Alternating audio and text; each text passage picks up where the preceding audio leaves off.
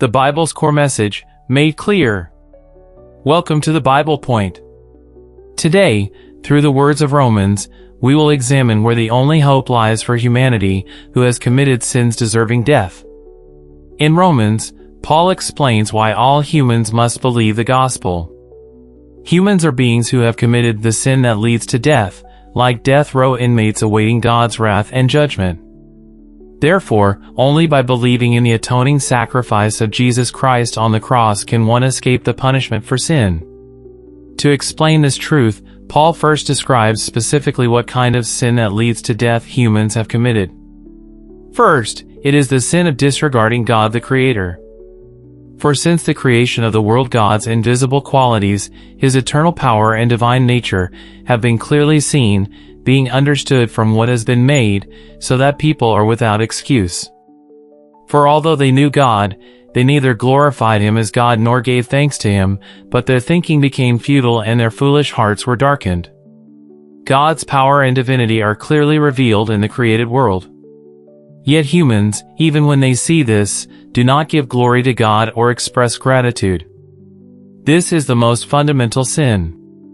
Today, the very attitude of denying the Creator by advocating atheism, evolution, the Big Bang Theory, and the like is a sin that provokes God's wrath. Second, the sin of idolatry. And exchange the glory of the immortal God for images made to look like a mortal human being in birds and animals and reptiles. It is sinful for a creature to follow another creature, such as a fellow human being, or to create and worship images of animals. Furthermore, loving or relying on anything more than God is also idolatry. Third, the sin of homosexuality. Because of this, God gave them over to shameful lusts. Even their women exchanged natural sexual relations for unnatural ones. In the same way, the men also abandoned natural relations with women and were inflamed with lust for one another. Men committed shameful acts with other men and received in themselves the due penalty for their error. Homosexual intercourse is a prime example of sin that defies God's established order of creation, turning what is natural into what is unnatural. While worldly people may act this way because they do not know God, Christians who follow the Lord's will must exercise self-control to the end, even when such desires arise. Fourth, it is a sin that harms others. They are filled with all unrighteousness, wickedness, greed, and malice, full of envy, murder, strife, deceit, and slander. They are whisperers. They know that those who practice such things deserve death, yet not only do they continue to do them, but they also approve of those who practice them. The sins listed in the preceding verses, ranging from sins of speech like backbiting to murder, are all sins that harm others. God hates it when His creatures hurt or harm one another. Even sins that seem trivial to us, like backbiting, are regarded by God as sins equal to murder, because even in the heart that commits a small sin lies the root of disobedience to God, which is no different from the root of a great sin.